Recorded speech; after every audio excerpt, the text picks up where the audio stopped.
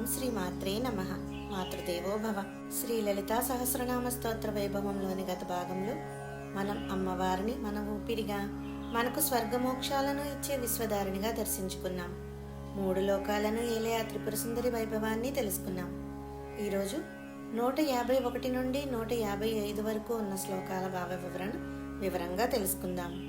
సత్యజ్ఞానానందరూప సామరస్య పరాయణ కపర్దిని కళామాల కామరూపిణి అనగా అమ్మవారు నిత్యమైన సత్యం, జ్ఞానం మరియు ఆనందాల కలయిక. శివుడు మరియు శక్తి ఒకే ప్రాణంగా ఉండే సామరస్య స్థితి ఆమెయే. శివుని వలె జటాజుటాన్ని ధరించిన తల్లి, 64 కళలనే మాలను ధరించిన కళామయి, కోరిన కోరికలు తీర్చే కామధేనువు ఆ తల్లే. మనకు కావలసిన ఏ రూపాన్నైనా ధరించగల శక్తి ఆ జగన్మాతది. అంటే మన మనసుకు కలిగే నిజమైన తెలివి, సంతోషం ఆ తల్లి రూపాలే అని, ఆవిడ మనకు కావలసినవి ఇచ్చే కల్పవృక్షమని, మనం ఏ రూపంలో ఆ తల్లిని కొలిస్తే ఆ రూపంలోనే వచ్చి మనల్ని రక్షిస్తుందని ఈ శ్లోకం మనకు తెలియజేస్తుంది. కళానిధి కావ్యకళా రసజ్ఞ రససేవతి పుష్టా పురాతనా పూజ్య పుష్కరా పుష్కరేక్షణ అనగా అమ్మవారు సమస్త కళలకు నిధి వంటిది. కావ్యాలలోని అందం ఆమెయే. ఆ కావ్యాలలోని రసాన్ని ఆస్వాదించే రసజ్ఞురాలు, ఆనందమనే రసానికి ఒక పెద్ద నిధి ఆ జగన్మాతయే. ఎల్లప్పుడూ నిండుగా ఉండే తల్లి, పురాణ కాలం నాటి సనాతన శక్తి, అందరి చేత పూజలందుకునే పూజ్యురాలు, ఆకాశమంత విశాలమైనది మరియు పద్మాల వంటి కన్నులు కలిగినది. అంటే మనం చదివే చదువు, మనం నేర్చుకునే కళలన్నీ ఆ తల్లి స్వరూపమే అని, ఆవిడ కళ్ళు పద్మాల్లా ఎంతో అందంగా ఉండి మనల్ని దయతో చూస్తుంటాయని, ఆ తల్లి దగ్గర ఆనందానికి ఎప్పుడూ కొదవ ఉండదు అని ఈ శ్లోకం ద్వారా మనం తెలుసుకోవచ్చు. పరంజ్యోతి పరంధామ పరమాణు పరాత్పర పాసహస్తా పాసహంత్రి పరమంత్ర విభేదిని అనగా అమ్మవారు వెలుగులకే వెలుగు అయిన పరంజ్యోతి. మనం చేరుకోవలసిన పరమపదం ఆమెయే. అతి చిన్నదైన పరమాణువులోనూ ఆమెయే ఉంటుంది.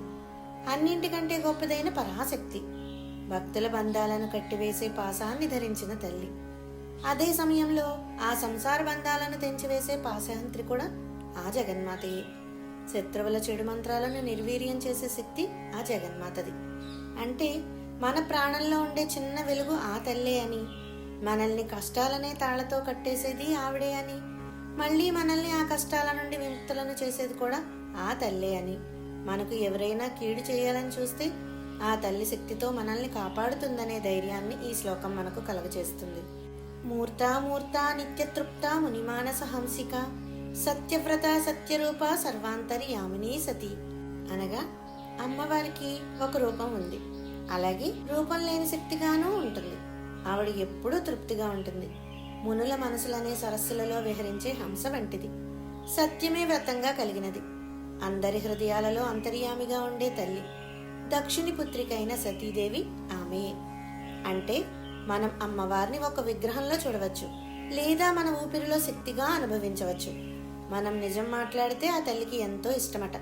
ఆవిడ మన అందరి మనసుల్లో ఉండి మనం చేసే పనులన్నీ గమనిస్తూనే ఉంటుందనే జాగరూకత ఈ శ్లోకం మనకు కలుగజేస్తుంది. బ్రహ్మాణి బ్రహ్మజనని బహురూప బుధార్చిత ప్రసవిత్రి ప్రచండాజ్ఞ ప్రతిష్టా ప్రకటాకృతి అనగా బ్రహ్మదేవుని శక్తి అయిన సరస్వతి ఆమెయే. బ్రహ్మదేవునికే జన్మనిచ్చిన తల్లి, అనేక రూపాలలో ఉండే తల్లి, పండితుల చేత పూజలు అందుకునే జగన్మాత, ఈ సమస్త సృష్టిని కన్న తల్లి. ఆ తల్లి ఆజ్ఞ ఎంతో కఠినమైనది, దానిని ఎవ్వరూ జవదాటలేరు. ఈ లోకానికి ఆధారమైనది మరియు అందరికీ స్పష్టంగా కనిపించే రూపం కలది ఆ జగన్మాత. అంటే ఈ ప్రపంచాన్ని సృష్టించిన బ్రహ్మదేవుడికి కూడా ఆ తల్లే మూలమని, ఆవిడ ఆజ్ఞ ప్రకారమే ప్రకృతి అంతా నడుస్తోందని, ఆ తల్లి లేనిదే ఈ సృష్టిలో ఏదీ లేదని, ఆవిడ మనకు ప్రకృతి రూపంలో కనిపిస్తూనే ఉంటుందని ఈ శ్లోకం మనకు స్పష్టం చేస్తుంది. ఈ 5 శ్లోకాల ద్వారా అమ్మవారు మనకు జ్ఞానాన్ని ఇచ్చే పరంజ్యోతి అని, మన బంధాలను తెంచే దయామయ్యి అని, మరియు ఈ సృష్టికి మూలమైన బ్రహ్మజనని అని తెలుసుకున్నాం. ఆ తల్లిని మనం భక్తితో స్మరిస్తే మన మనసులో జ్ఞానదీపం వెలుగుతుంది. ఆ జగన్మాత చల్లని చూపు మనందరిపై సదా ఉండాలని కోరుకుంటూ స్వస్తి. జై శ్రీ మాత్రే నమః.